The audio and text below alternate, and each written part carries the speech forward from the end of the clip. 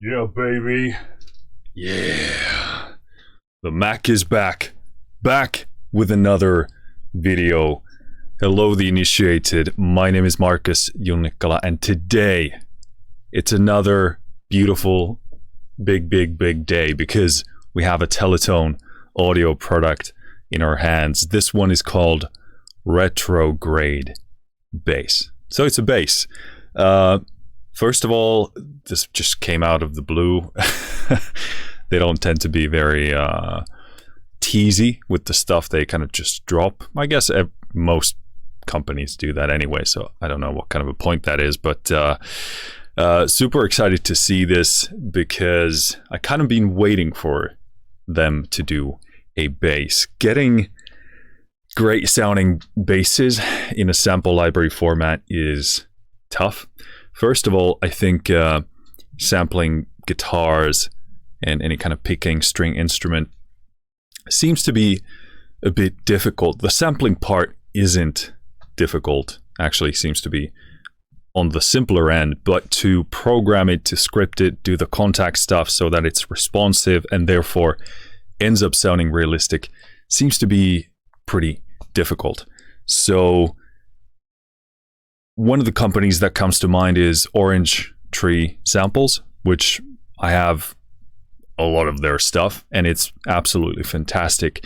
And I actually got their violin bass just a couple of weeks ago, and we'll see if I don't think I'll regret it, but whether this will, put it out of the way, so to speak. I have this project called Mars Nord, which is my kind of songwriting, singing stuff. And I need some basses for that. And I've been looking for the perfect bass. I went for the violin bass from Orange Tree Samples, but I have a have a feeling that this might be, maybe putting it out of a job, at least for the most part, because the Teletone audio sound really caters well to what I'm going for that stuff. Switched around the studio setup back to how it used to be. This is so much better. I tried the other positioning for the sake of acoustics, but both positions have their perks and negatives. So all in all, this is far better, and I'm far more comfortable this way. So if you're wondering why it looks different, it's just switched around. Cool. So taking myself to Chrome here, just to have a look at the website. So yeah, the name is Retrograde Bass. They say it's a bass odyssey. Sound of a 1968 session player. Warm analog vintage, and then a host of tools can take the sound well into the future. So it's kind of made in that sort of vintage style, but you can tweak things to make it more modern. That's the idea I get. They have a bunch of palm muted stuff, which I like. I really like the sound of that. Then they have something called light palm muted, and then open sustains. So that's the list of articulations you get with this. And apparently it's through a 1968 Fender Super Reverb, which is kind of a classic.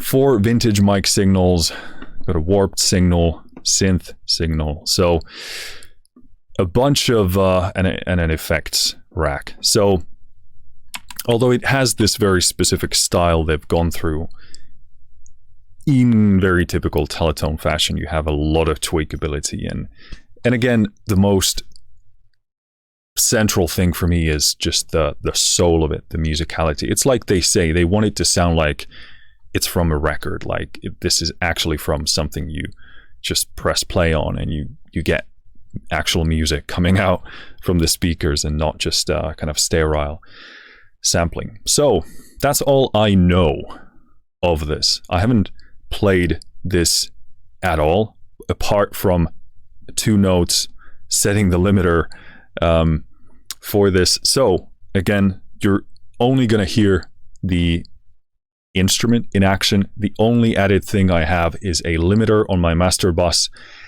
to make the level decent for this video, so you can actually enjoy it at some kind of a reasonable level, but the limiter is as transparent as I can make it, so that's that. Teletone Audio did send me this copy, again for transparency's sake. That being said, as always, all opinions, both in good and bad, are my own. They haven't been asked, I haven't been asked, they haven't been asked, but I haven't been asked to say anything one way or the other. They just said, give it a look, and if you like it, make a video. Well, I don't yet know if I like it. I like to do these blind so you get my authentic response, but you know, it's Teletone Audio, so it's probably going to be pretty darn good. Okay, I think those are the basics. So I'm trying to learn my lesson here, and usually I do Teletone Audio demos the kind of the wrong way around. With tempo, I should have started with the kind of more refined presets that they had instead of you know, starting with the raw stuff, because I think this kind of demonstrates the sound of Retrograde bass and, well, their libraries in general a lot better when you get their sense of musicality and their kind of refined productional and mixing senses. So let's get rid of my beautiful face for a moment here. When you open this up, this is what you get. So in the menu on the left, you get a folder for design patches, which is what we're going to start with. And then you have these two kind of, I guess these would be the purest, simplest form of the library without all the tweaks, etc. So you got the palm muted, and then you got the sustains. So I'm going to try and be smart here and open the design patches. And here you have two further folders. You got the palm muted and the sustain. So I'm going to start with the palm muted. I think we might have a chance to go through all of this. I definitely want to, because I want to get a good idea of what this is. So let's start with palm muted, and this one is called A Nice Place to Start. So indeed, let's hope that is the case. I'm going to have to adjust the limiter as we move along, because undoubtedly some of these sounds are going to be louder than others. So bear with me as I tweak that as we go along. If you see me playing with the mouse here like this, that's what I'm doing. If you hear clipping, it is the limiter. You know, if you hear nasty digital artifacts, that's the limiter. I'll be adjusting that and probably saying it. And in case it isn't the limiter, I'll be letting you know. And actually, before we jump into this, let's have a brief overview of the interface. So typical Teletone Audio fashion, looks pretty darn stylish. You got tone here, which is probably like a brightness thing. Let's actually test it.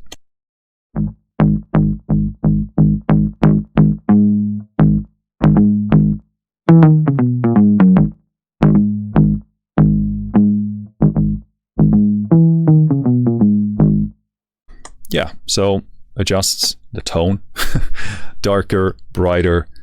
Very good to have that. And also the sounds like the, let me boost my own monitoring here a bit to be at a more comfortable level. This seems very mature in terms of the range. All of it sounds musical. None of it is excessive. Again, which I love, because with a lot of libraries, it's like there's a lot of unmusical range in the controls. So this just, you know, speaks volumes about their, you know, productional sense and mixing maturity.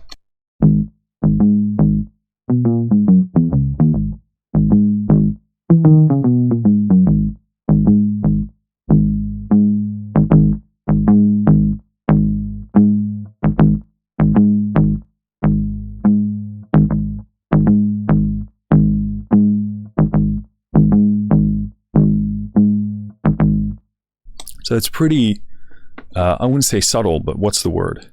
Kind of conservative. There's a lot more range for the brighter tone to my ear, and you start to get more of that kind of transient information there. Cool. We got drive, so that's probably drive, some kind of not saturation, but more like probably the amp.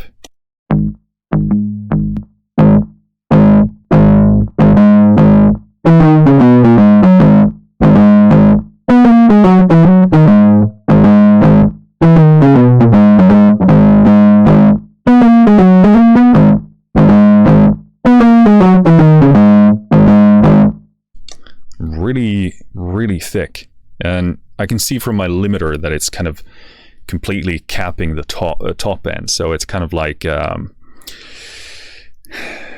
like a clipper, but the effect of the distortion ends up being that kind of a thing. Very thick, very juicy.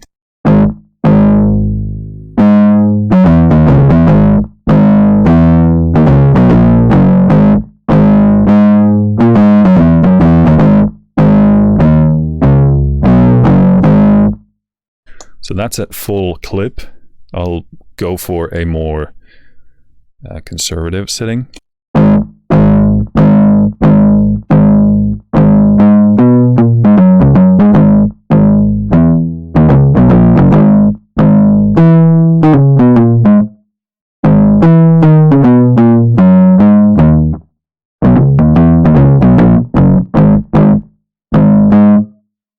So that's really nice.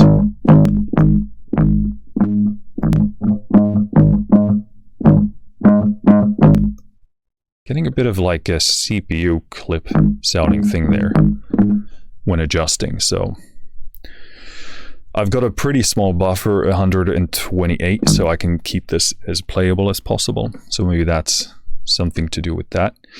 Other controls. Okay, so you got a bunch of mics here. As you can see, you can turn them on and off here by clicking the text. You got a direct, you got a ribbon, you got a dynamic, tube, warped, synth. So this is a lot. And it's often the case that, especially with orchestral libraries, some companies do a ton of different mics, and it kind of ends up being like, is this useful or not? And most of the time it's not. Like, it's just too much stuff, and then you start getting maybe some phasing issues, etc. Obviously, with this approach, you're not dealing with as many mics or as a complex of a arrangement. So probably most likely not going to be phasing here, and I don't think Teletone Audio would let such a thing pass. I think we're gonna come back to the mics individually at the very end if we're gonna go through the raw signals, so we get a better idea of this. So first of all, I just want to demonstrate the presets, then we'll loop back to the mics and get a sense of this difference. But in the case of a bass, I actually really do appreciate this, because as you can see here, they're kind of combining three elements here, you know, two signals really, and then you got this synth thing wherever that's coming from, but kind of like a additional thing you can push in there. And this is actually really cool, because a lot of the time you do end up beefing up your basses with something like a sub synth plugin or something like that. So this might be kind of their attempt to do that, but build it in here. You can control the tone a lot better and just make it quicker and faster and potentially better sounding. So that's a cool option, at least to have in there, although we haven't tested it yet, but we'll do it at the end. Then you got treble, high mid, low mid, bass. Output, easy enough. Sensitivity, this is going to be very useful in case you're kind of having issues with how it's feeling with your keyboard. So let me play with that a bit.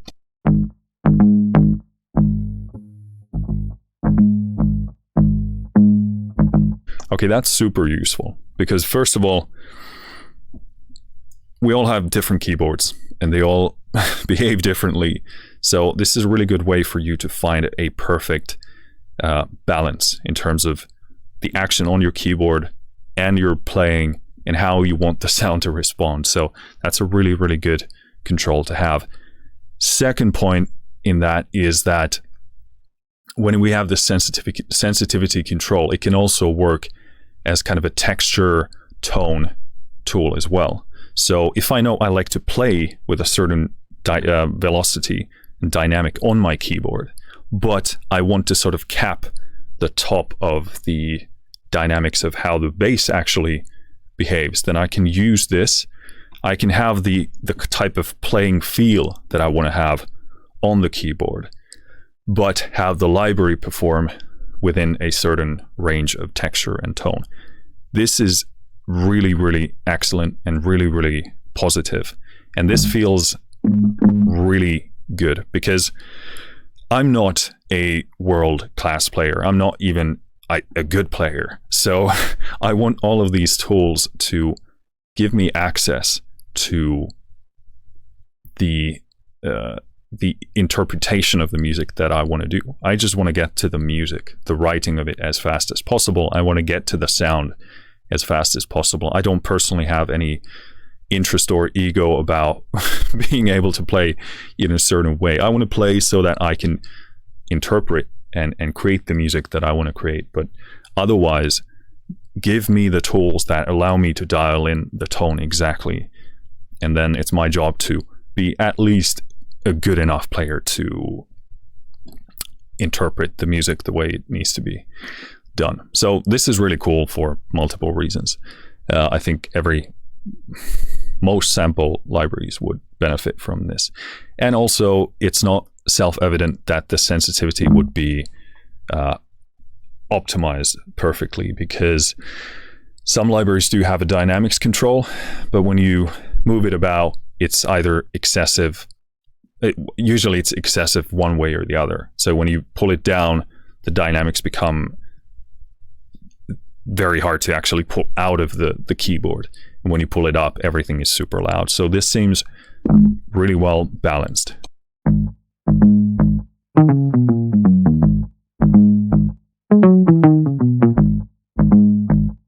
So with that, we can get kind of a subtle tone still. But if I amp this up,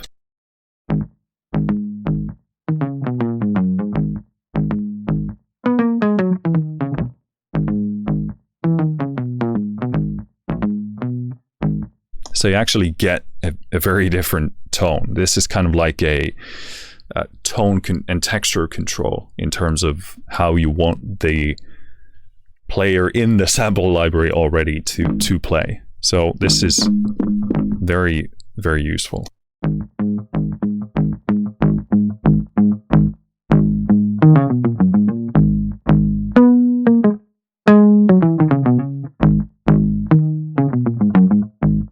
Yeah, you can easily find the zone you want to be for your track.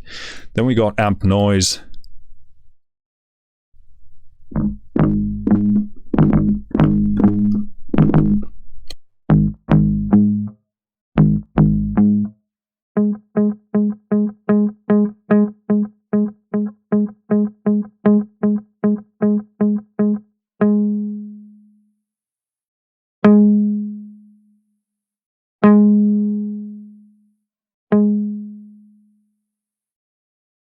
I don't know if I'm missing out a control here, but I can't hear that.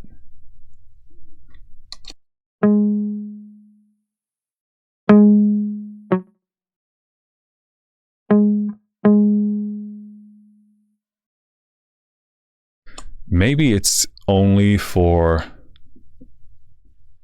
certain mics.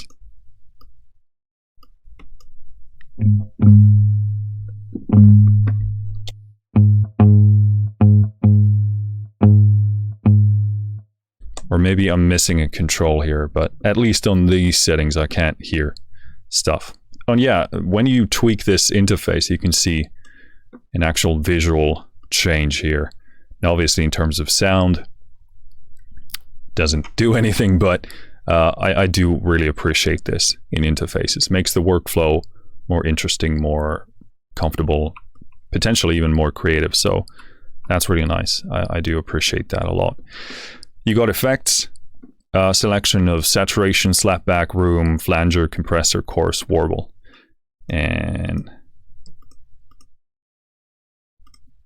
so are these individually? Yeah. So you click on it, adjust it, and then it stays there and changes depending on what else you choose.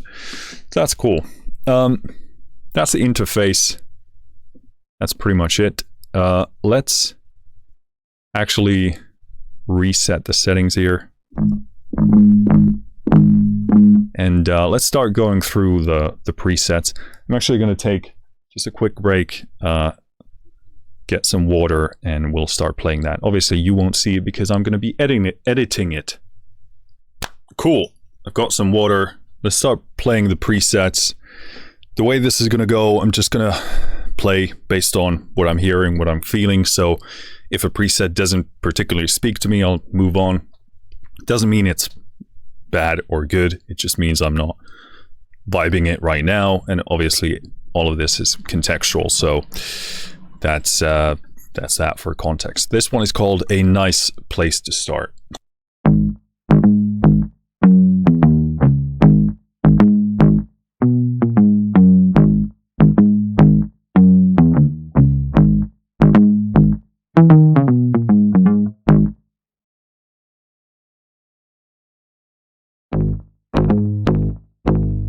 Wow, the imaging on that. That is beautiful. That's like three-dimensional, sort of shoved in there. That's super nice. We got to bump up the volume for this just a bit.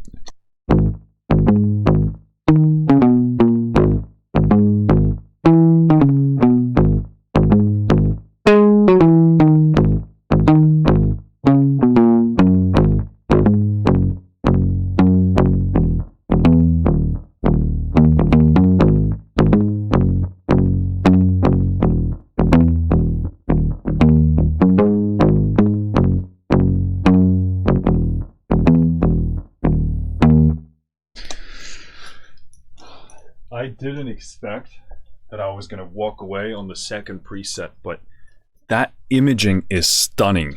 Like, it's moving about a bit, but the sense of the meatiness, the juiciness of the bass, perfect, because you get the sensation, but it's not eating up the space completely. So that's, I could play that all day. We got to move on. That is very nice. Obviously, that's a stereo thing, so it's going to require that space, but if that's the sound you're going for, and again, like the tactile nature of it, the transients are perfect, very apparent but not overbearing. All right, next one, bass cassette. Getting a bit of limiter clipping here. That seems decent.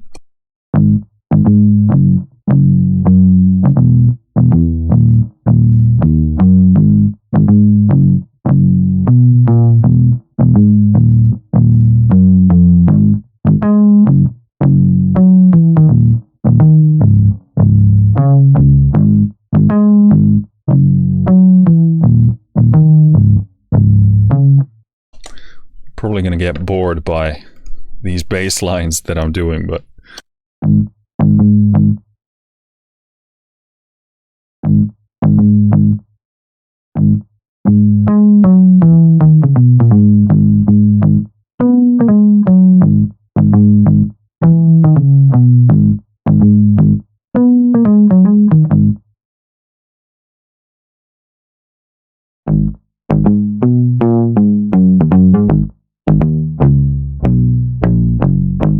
ooh, the way that low end hits, that's so good. Just checking that we're recording, because I had a horrible feeling that I'd never pressed record. So, ooh, the low end hits so nice. The transient crispiness, the presence, but like it's so musical. Like it's not overbearing in any sense.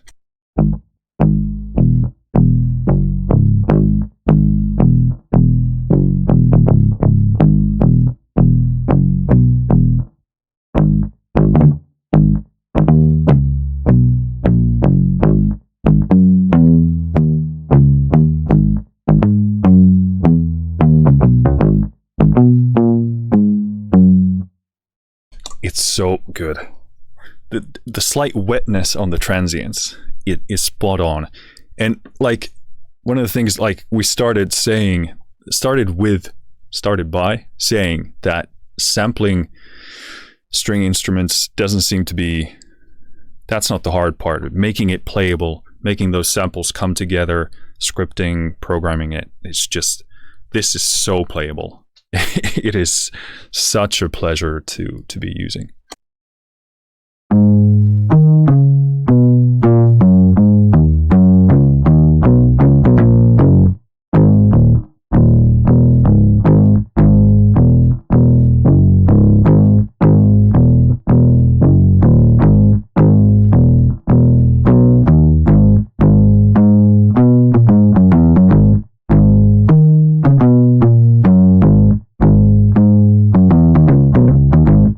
I could play that all day. The slight wetness on the transients. This is so good. What? Okay, we're limiting that just a bit too much. So I'm going to pull this down a bit so you get it without the limiting.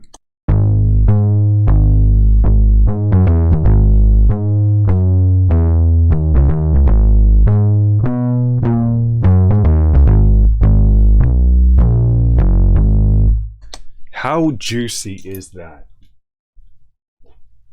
This is stupid. Okay, here you can definitely hear the synthiness of it. Could also be like the distortion. Obviously, we don't have a ton of drive here.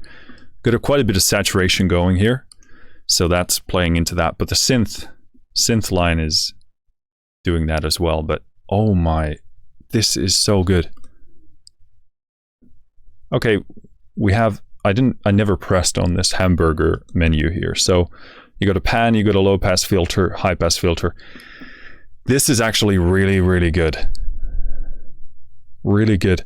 And then you can apparently turn on or off effects. So that's cool because then you can control what it's doing. On the synth, you can choose between square, triangle, and saw.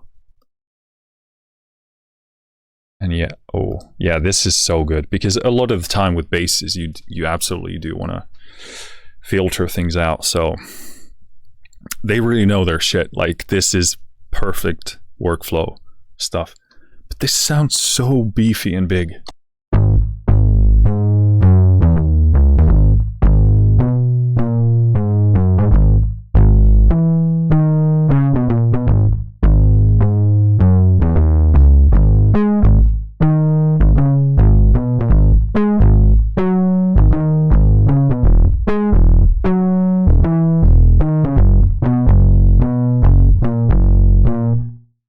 Play that all day.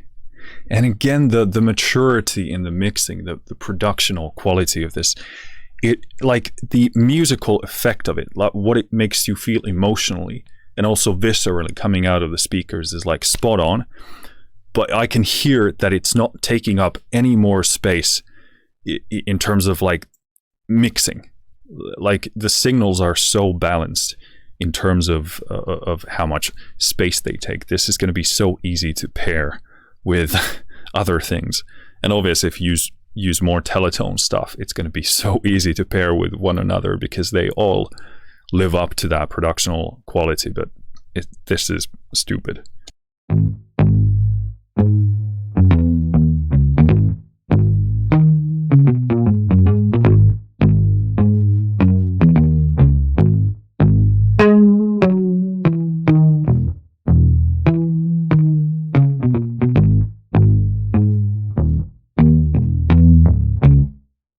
Again, the imaging, super nice.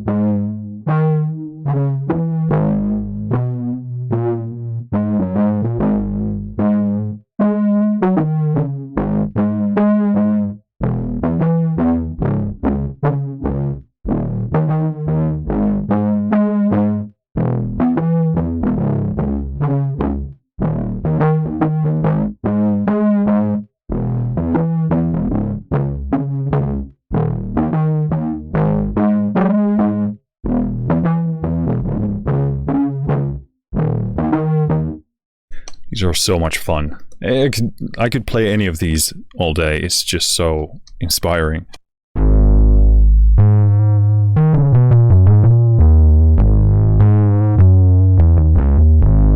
Okay, this is where the versatility is coming into play. Like, yes, it's a vintage bass. Yes, the whole thing is like done from that perspective. But this engine, all these sound sources, all of these options just make this immensely versatile.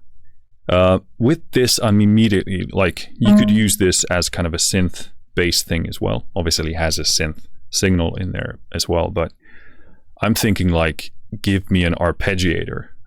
And this is where I'm getting greedy with this stuff, but like, if you had like a tempo style sequencer, arpeggiator, even just like an arp, I'm not a huge sequencer guy, but having an arp for this would be a ton of fun. Obviously there's many ways to do that outside of the contact instrument, but like, this would go so well with any kind of a genre.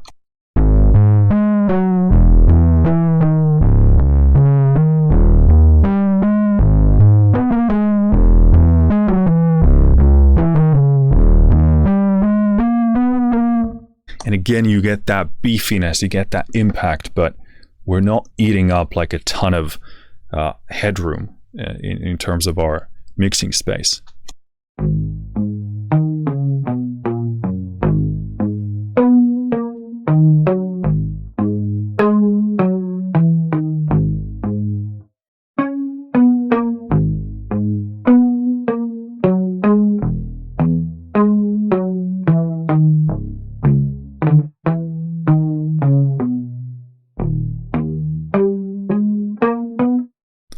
Beautiful presence on that top end.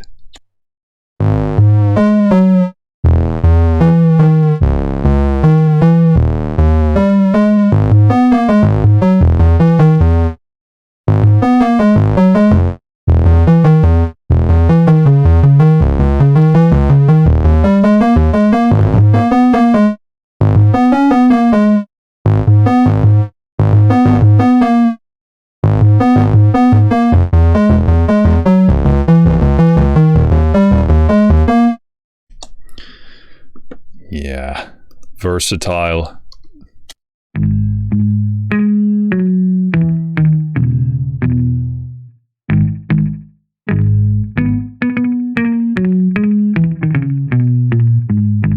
I haven't touched on the keys here at the bottom. You got these different colored things. These give you noises. So that's kind of a hit.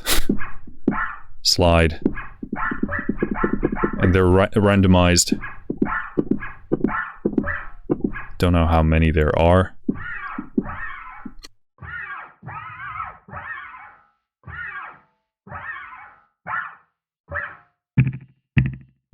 So that's cool to have. Obviously with this approach you have to manually put them in where you want, but that has, perks and negatives. If it's done baked into the whole thing, then if a lot of the time it doesn't work for what you want to have in your track, so you'd have to go into the what would you call it? Well, the settings to adjust where those slides and noises would be happening. This is the approach that Orange Tree Samples has for a lot of the stuff. So it's just like, obviously lets you do it in this kind of a way as well. But for this, I really like that, because this isn't leaving me wanting for those to be kind of baked in.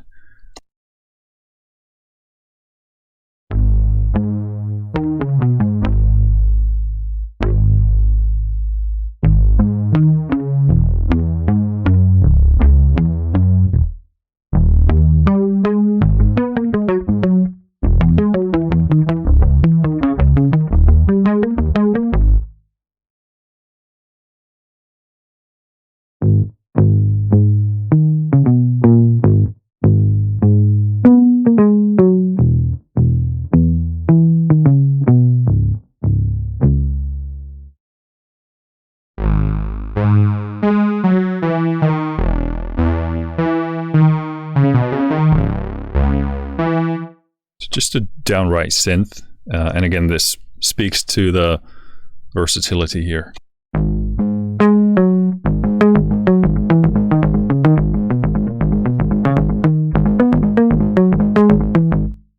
Getting a bit of limiter clipping here.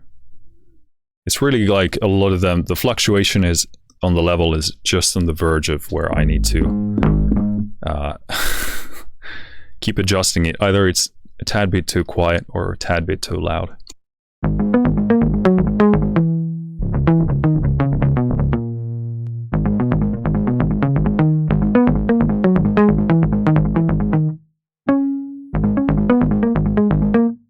Really also like the range. I think in the walkthrough demo they talked about how they like this kind of a, you know, higher bass tone thing, and that's what I've come to sort of conclude as well for this singer-songwriter material that I'm working for, and for the instruments and the arrangement, because I really like my kick to be taking that low end. It just feels right to me. If the bass is taking it, it feels like you can kind of garble or kind of mumble up the low end.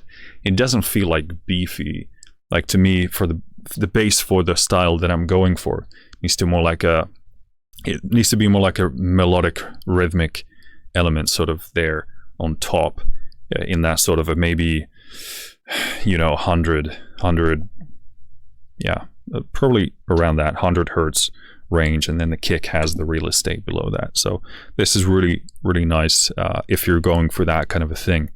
But this, yeah, the range feels really, really good, because a lot of the time it can cut out too soon. So this actually goes pretty high, and also it goes this is far lower than I would expect for this type of a sound. So that's super convenient.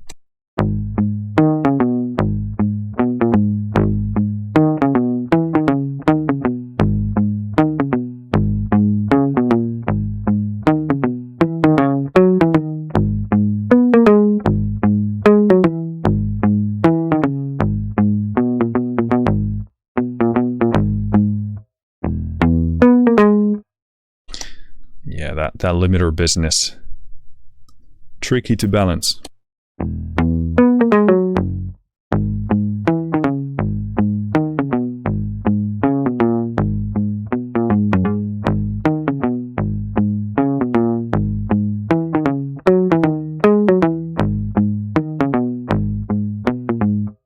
We've got a very transient sound, so the limiter is gonna catch some of those peaks anyway. So that's super snappy, very nice. And this is like, you get the beautiful bass presence, but it's not like a huge low end that is eating up all of my space. I just need to get like the sense of the bass and keep the low end space for other stuff like the kick or the vocal or whatever.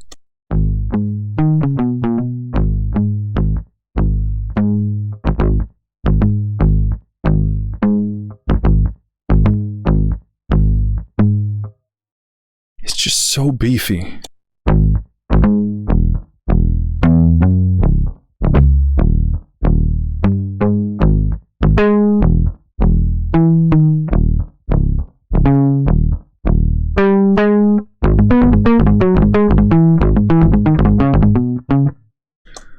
Oh, Gandalf. Okay, that's super cool. The preset is no bottom, and indeed, but again, like with the right arrangement, this is going to sit perfectly in a certain place.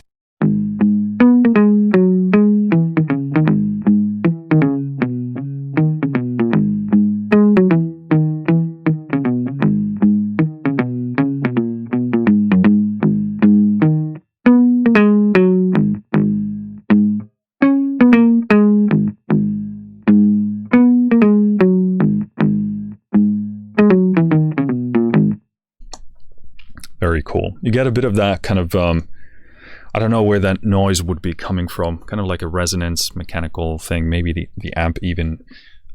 Very nice.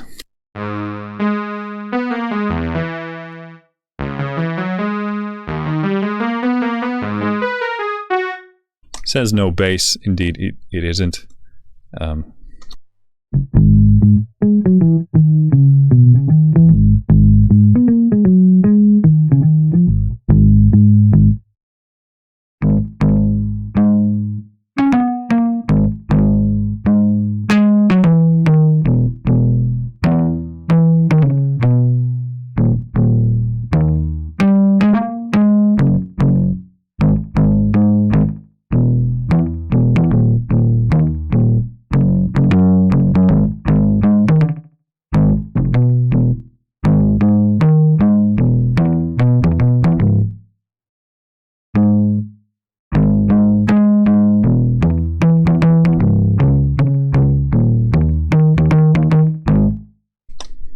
Very creative bass line.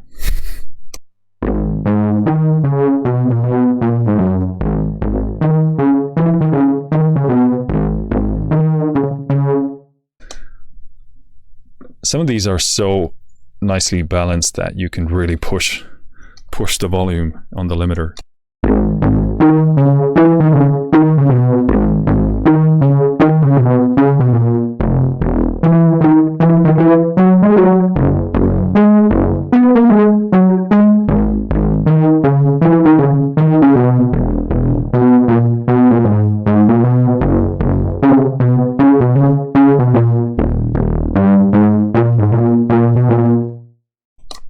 Yeah, these just like, they sound like a record. Like that's a sound, that's a song, like that's a riff, and then you build stuff around that.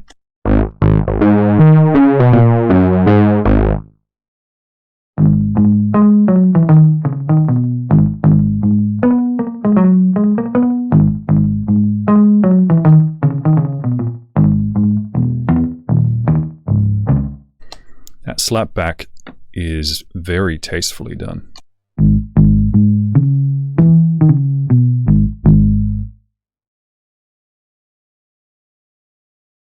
Bit of limiter clipping there.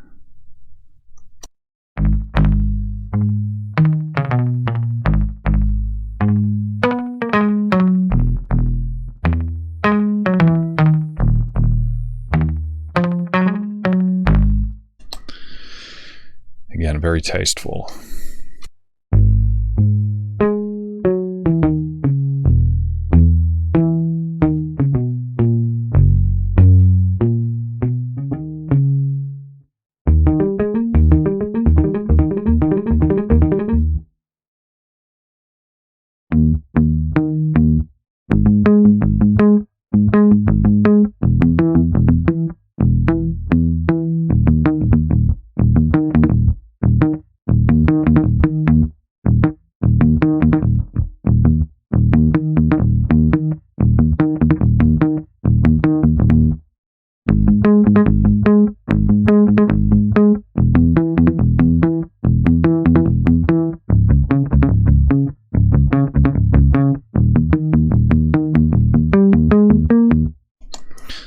Very happy to watch me to try and learn and play.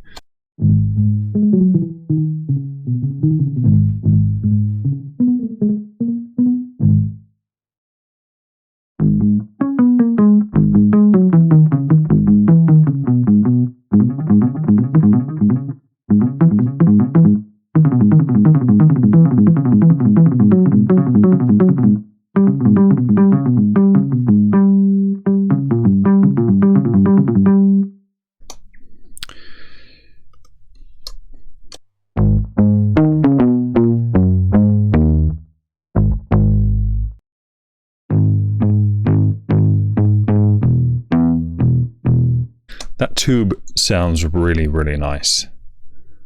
And that's, in my experience, pretty rare, because a lot of the time the tubes get just like it's too much resonance, too much build up. So it's nice you have that kind of brokenness in there.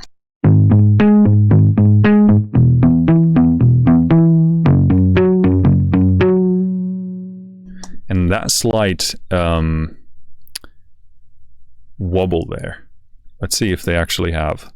Yeah, so there's warble there, but sometimes you can actually have this from the electronics themselves. So to me, that's super tastefully combined, because you if you certain components, if you drive them and they become unstable, then like if there's not enough voltage, for example, then it can do that. So I really like that.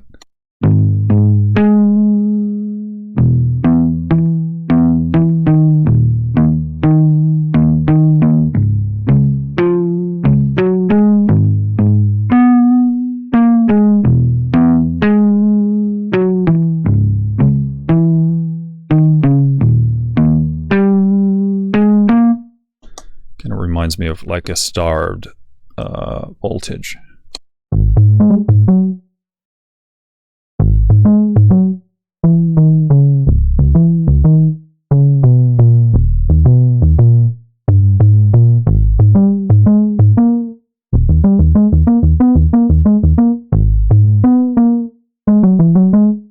That is super puffy. Like you have this kind of pillowy transient response. It feels like it's completely in sync with what I'm playing here. It just feels so tactile and responsive.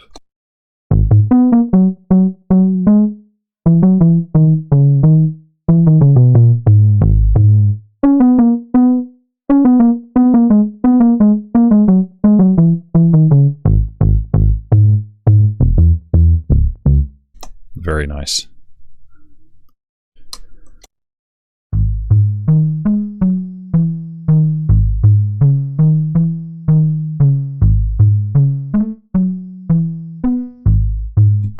It says uptight upright. I guess it has that kind of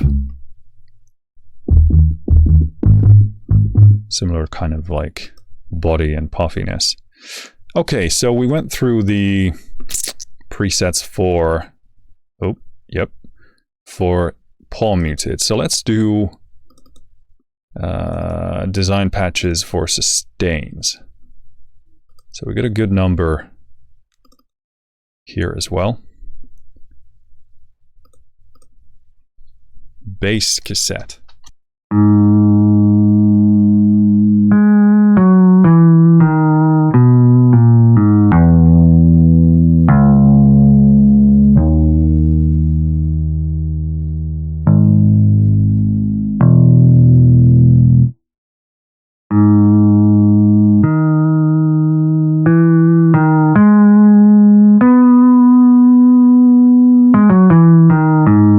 So here the demonstration aspect of this comes into play, because you wouldn't necessarily play bass lines like this. So I don't know how demonstrative this is going to be. But, you know, in theory, you could have, or should have, maybe would have this and the muted palm together if you wanted to kind of combine these, but yeah, let's see what it ends up being like.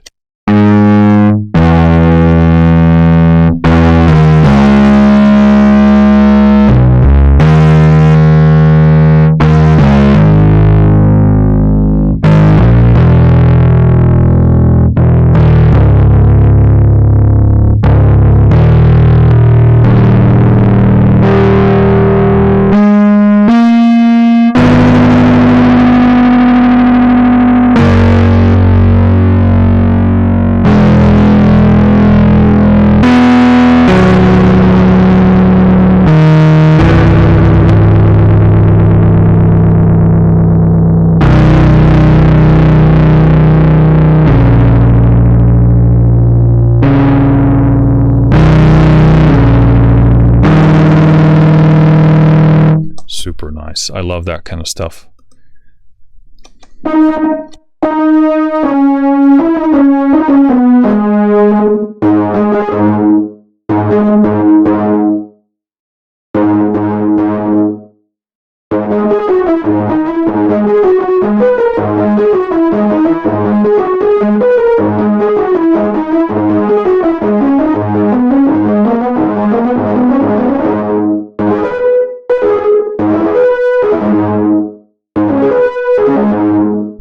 That's very cool. I actually like that approach.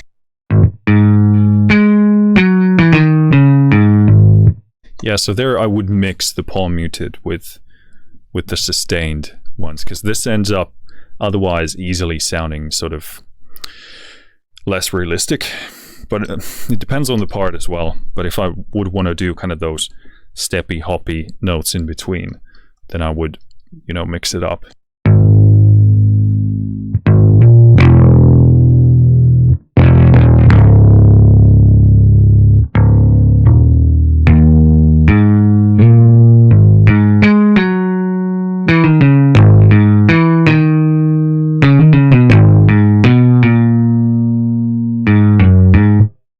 Very nice, very, very crispy, very present.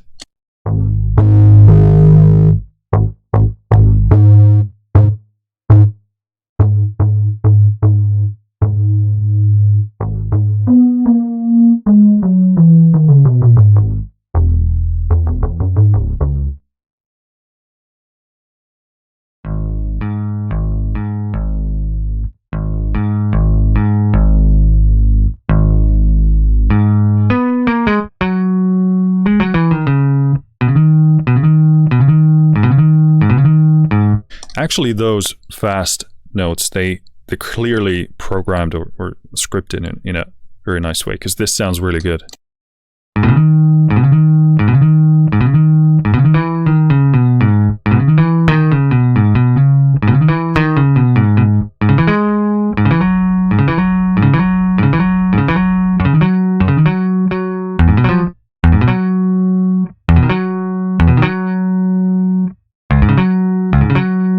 So you really just need to know what you're playing, how to build the part, because this does the job, but it's like you need to know how it behaves, obviously.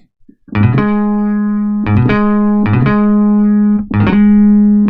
you can hear it's actually doing those fast samples. It's not just putting sustained samples one after the other. So that's super impressive, actually.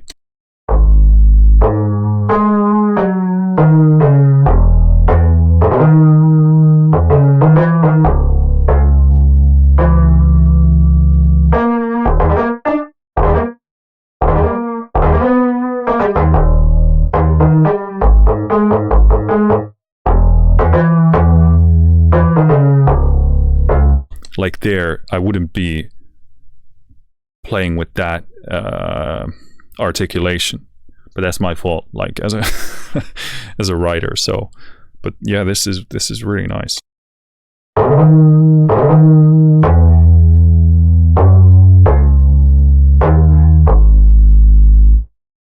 And super vibey, like it puts you in a inspired place immediately. And that's why I love these libraries, because it's just like inspiration for days, for actually writing music instead of just being at home and, you know, jerking off to your libraries. You know, what's the point?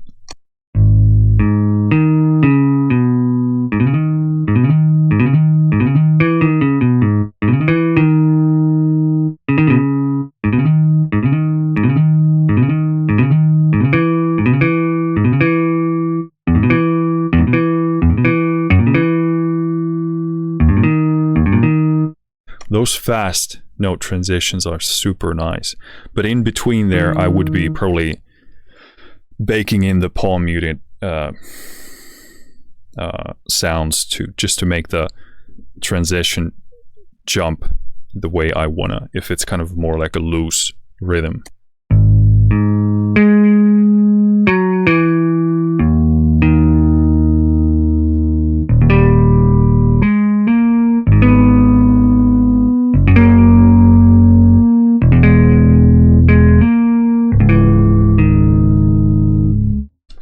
Yeah, really good.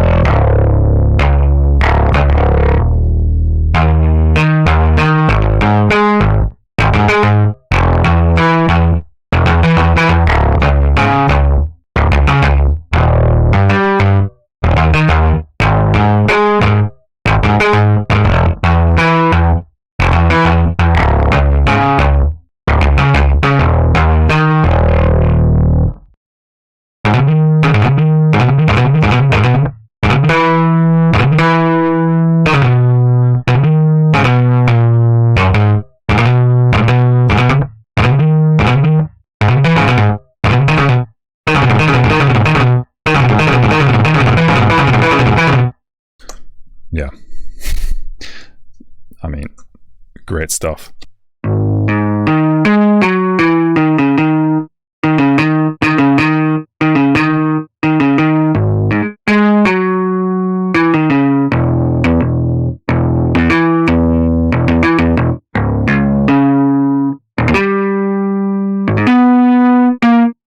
And here you can hear that it's in mono mode, so you can't actually play chords with that. So you're going to have to click it on and off depending on what you want. I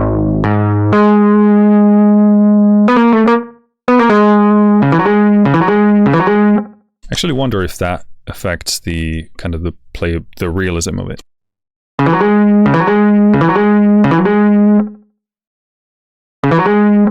It doesn't, so that's really cool actually, because it means that they've done it the right way.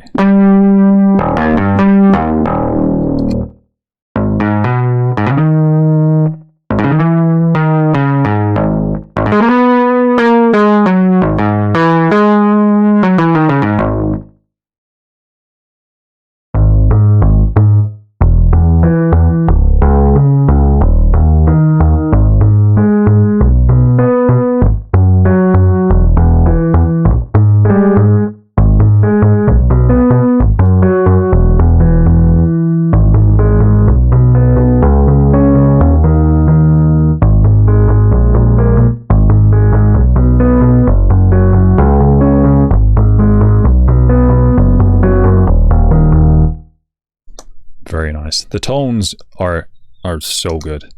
You really have a great selection to choose from for like the kind of vibe you want to go for. And again, I've said this before, but this is like one of the main selling points of Teletone Audio. Not only do they do the sampling and the programming brilliantly, but in my estimation, compared to the other options out there, you're really paying for their productional and mixing sensibility and maturity. Like, it's really hard to get this level stuff, this kind of a stuff that gives you this maturity and this just like polish in terms of having it sound like a record.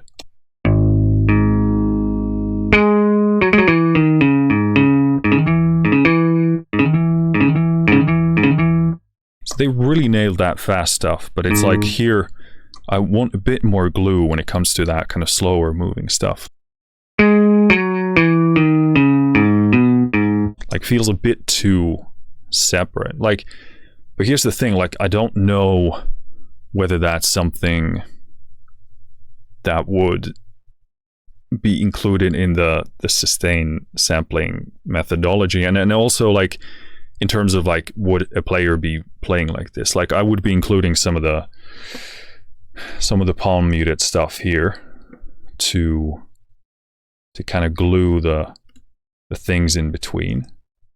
Let me just check that I actually mean that.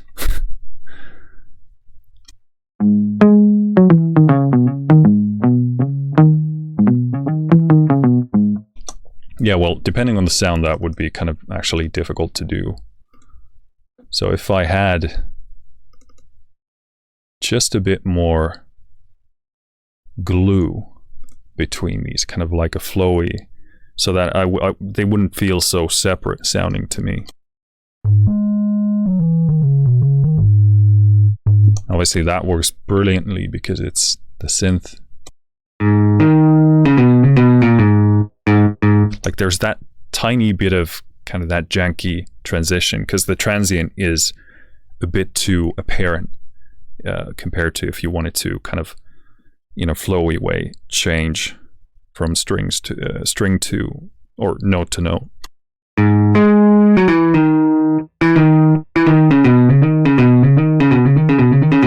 Because if you play fast enough, it's perfect. Like, it's really, really good.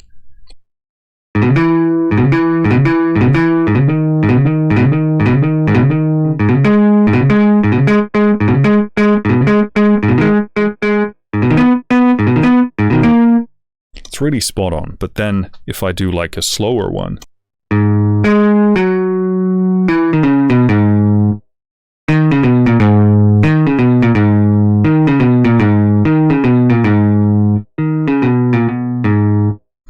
see if I adjust the sensitivity.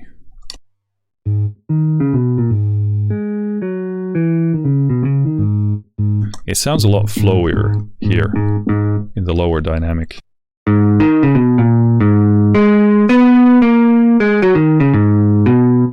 But there you hear that a bit of like, I want the transition to be a bit smoother.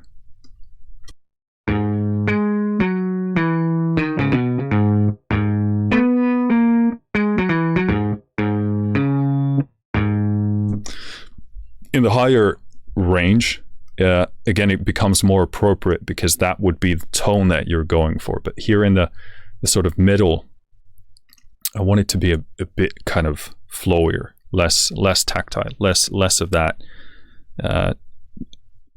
transient, more of a smoother transition.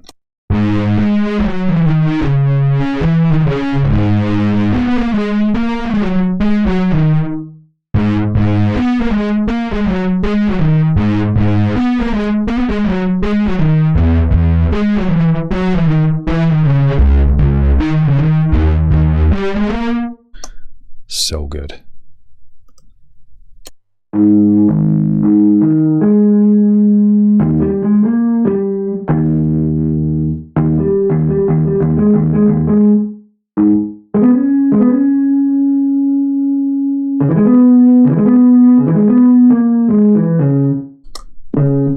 So I think that's the limiter there.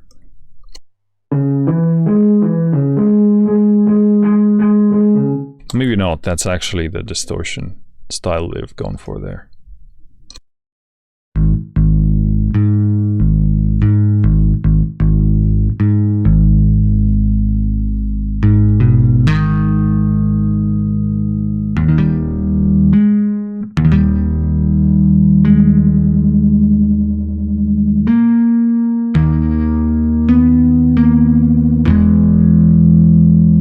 These chords as well are so good. Like the way they, I mean, it sounds really, really good. And they sit really nicely, which speaks volumes about the taste in saturation that they've gone through. Because if it was kind of out of sync, then these chords, they have the perfect amount of saturation, which helps you actually hear the chord. And not kind of mush it out, but yeah, I mean, the volume, the amount of it is perfect.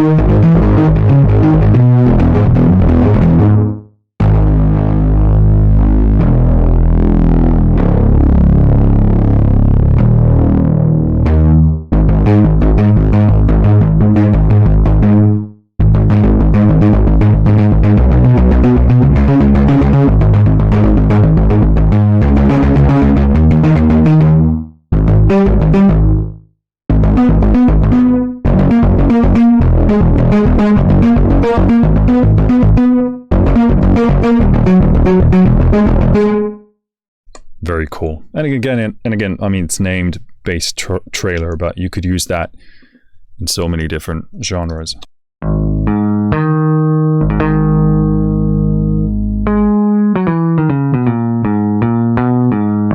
Yeah, I wish that was a tad bit flowier, like less of that separation.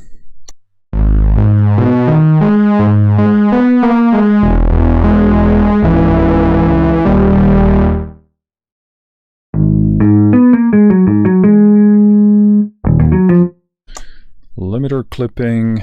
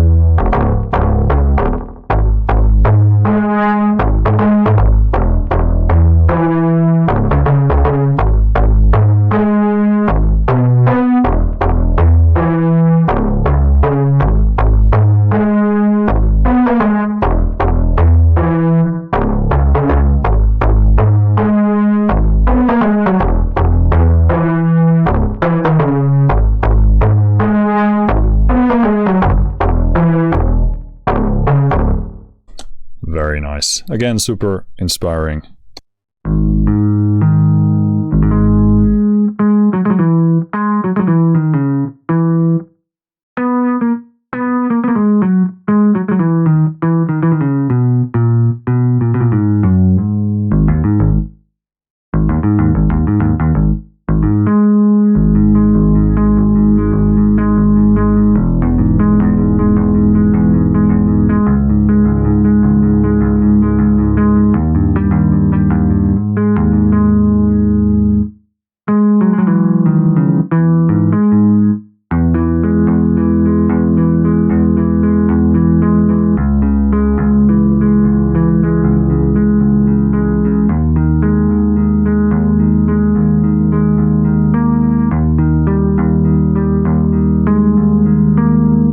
That it does, again, brilliantly. So it's really the stuff in between that would benefit from a tiny bit of like flow.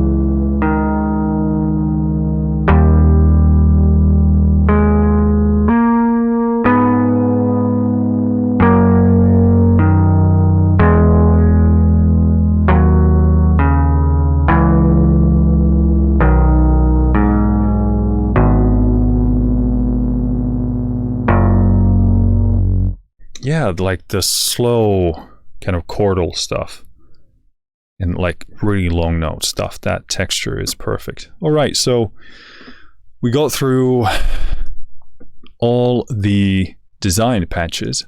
That's cool. So let's take that off and let's put palm muted on. So last thing I want to do is just no, that's not what I want to do. Lastly, just go through some of these micings. I think we got a good demonstration of the effects. Obviously, I'm not kind of, well, I mean, let's probably do that as well. Just want to have a look at the mics here, just to get a sense of the versatility and the utility. So this would be the direct signal only. And this is palm muted.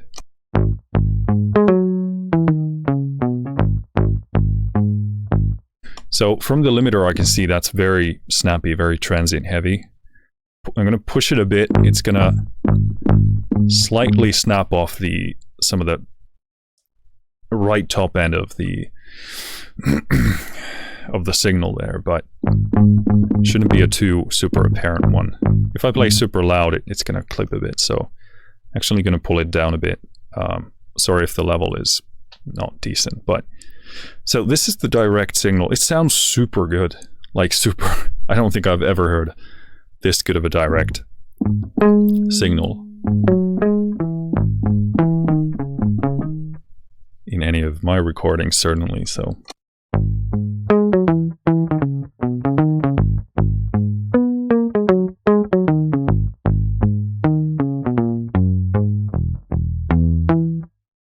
that's super nice. Let's do the ribbon mic alone.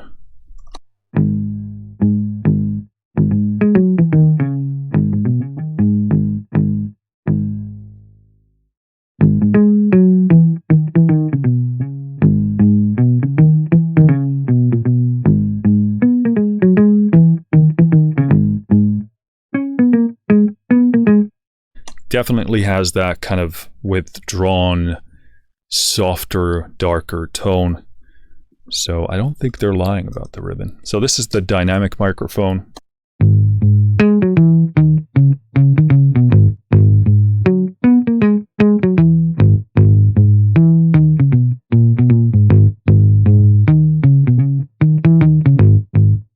Very nice, very snappy. Again, my recordings of a bass has never sounded this good on a dynamic mic. Tube.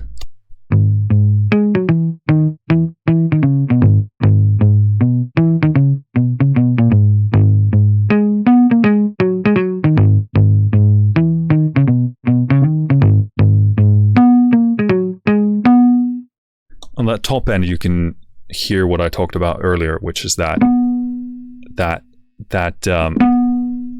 tube saturation, for the lack of a better word, would be it. That's super nice. Like they really know how to record stuff, because it's not going to be the case you're going to put a dynamic or a ribbon or a tube and it's going to sound this good out of the box. So they just really have. Very nice. And this pulls like the best qualities of each of these mics, but they still sound, not still, they sound, it's done so well that it actually represents what you would get in a professional, in the professional world, the professional environment. So Warped, I don't actually know what this is, but let's have a listen.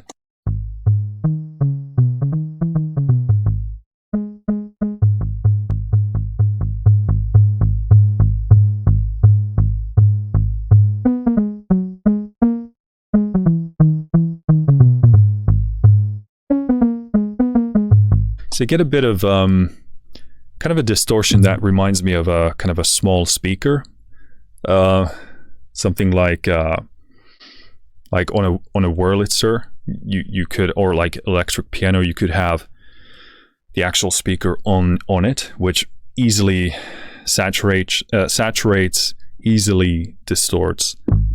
Kind of has that kind of similar kind of a tone.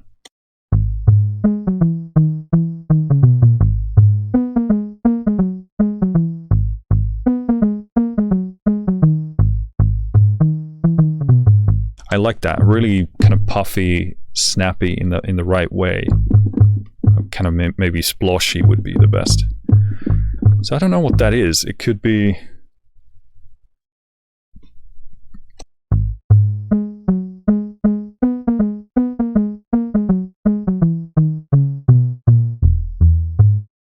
Yeah, I would be guessing some kind of a speaker that they recorded, but interested in actually learning the truth.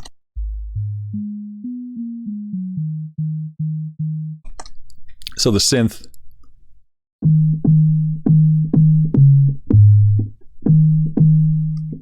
seems, pretty bass. Sounds like, could be like from an analog source. And you have these different waveforms,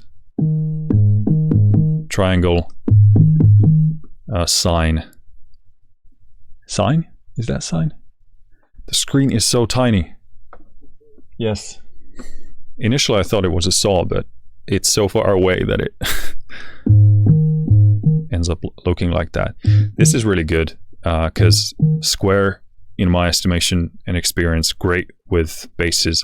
You often go for sine because it's obviously tends to be quite beefy, but I love square on bases. Has that kind of, you know, thumpiness. Yeah, that's really cool. So that's it. Let's wrap this up with, let's do some kind of a mix. So I really liked, well, actually I like all of them. So let's do some kind of a, let's try and build something around the ribbon, and then I'm gonna play with the effects here. So I'm gonna just mix this with something.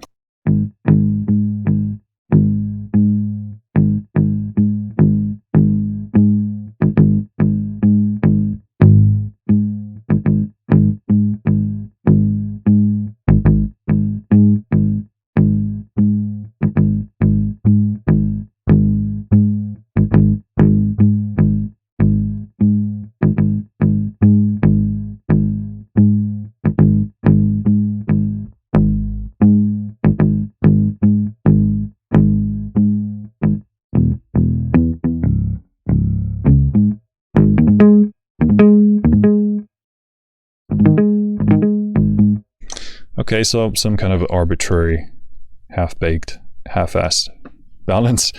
So these should, yeah, these are completely reset. So let's do saturation.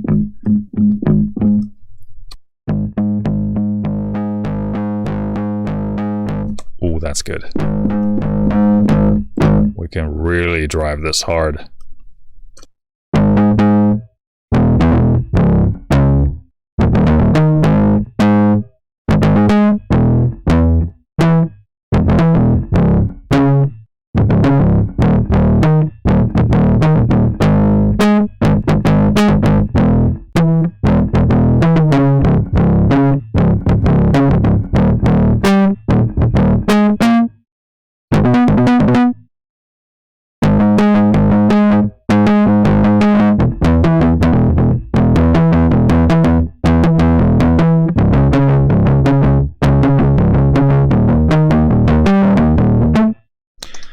I'm gonna give this nerve pain issue as my excuse for my left hand coordination. Beautiful saturation, just like super tasty, super thick. That's like really good. I don't know what that models could be, like a tape. Could be something else, I don't know. Okay, so kind of a level boost there because we're not squashing the signal. This slapback is really nice.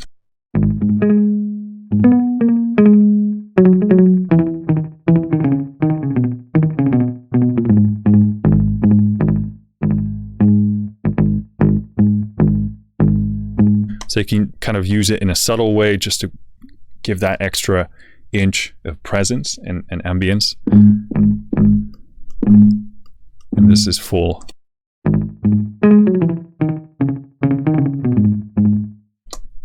Very cool. Room. We're clipping. Let's pull that back.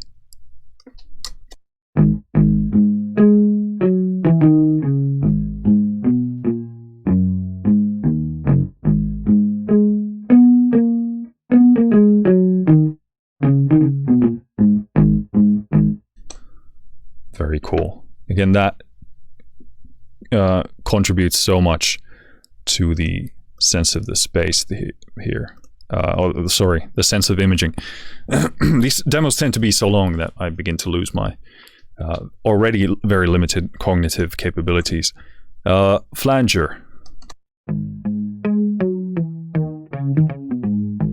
Yeah, that's like, let me push that level for you. That was a bit quiet.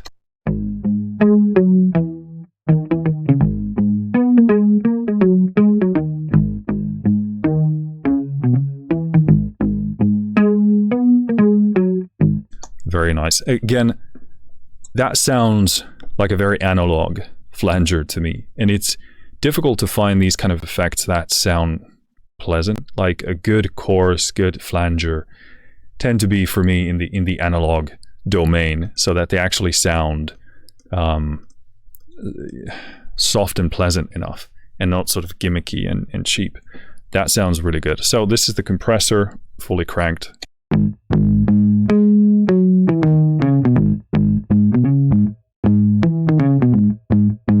going to pull down the warped, because I think it's kind of contributing to that.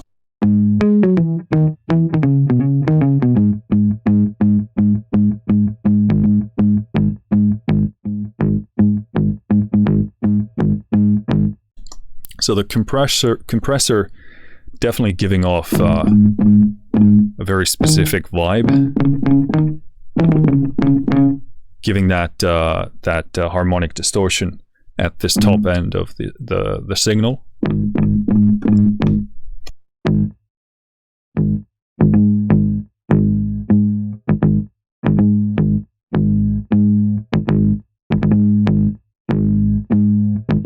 It's definitely also boosting the elements that we get from the direct and the dynamic mics, which, by the way, give fantastic control over the transient portion of it. Because if we use the ribbon, the tube give us this kind of distant, warmer, puffier, but the dynamic and direct really give that tactileness. So the compressor here is really pulling those out a bit more.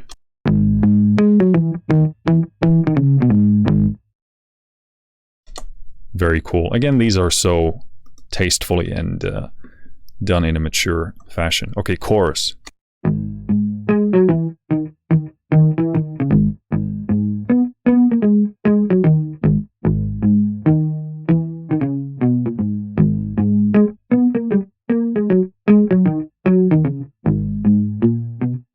Again, very pleasant spread, very pleasant imaging. Lastly, warble.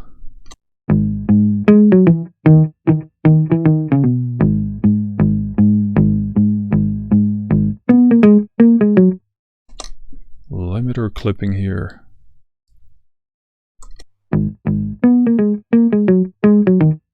So that was without.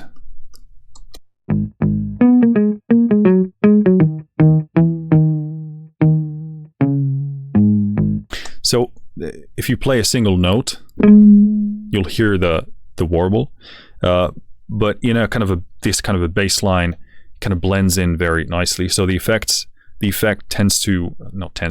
ends up sounding quite subtle, but I think that's a good call, because again, this is kind of more like a artistic call, like an artistic tool, like a tonal textural tool. So if you want something like super apparent, pretty easy to get, some kind of a, say, a tape plugin, or just like a, what would you call it? Well, there are many ways to do it, but like a pitching plugin for that.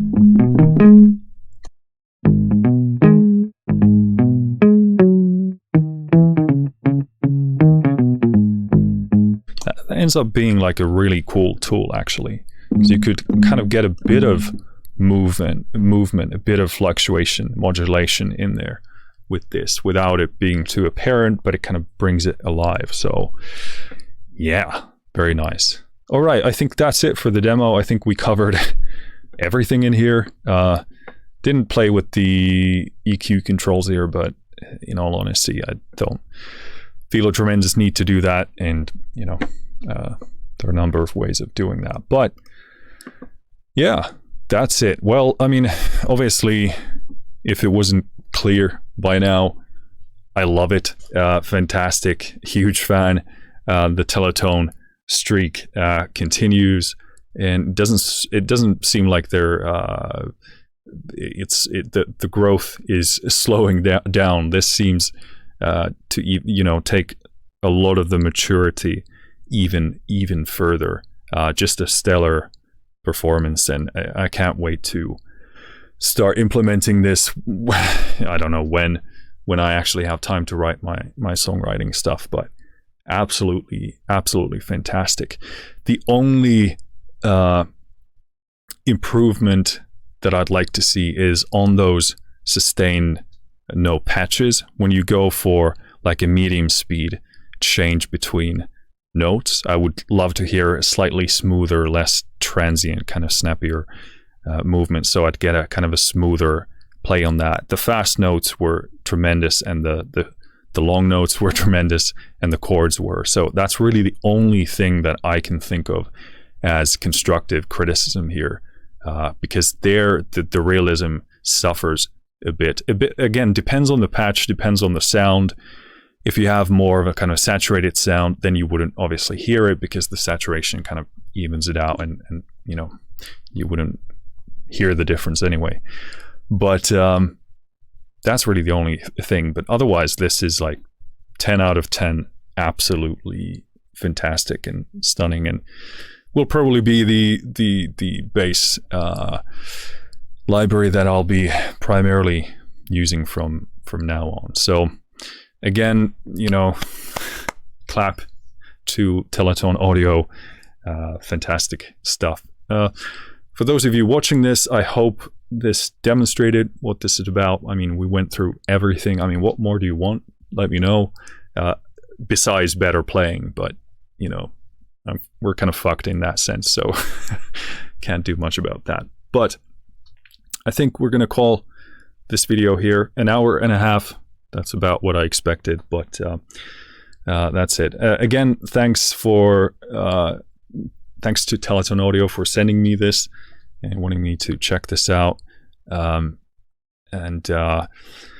Thanks for all of you for watching and listening, and I hope this helps you make an educated and a more informed decision about whether this library is for you. I think for many of you, it is going to be for you. So that's it for this video. Thank you for watching. Thank you for listening. Take care of yourself. I'll see you in the next one. Finished.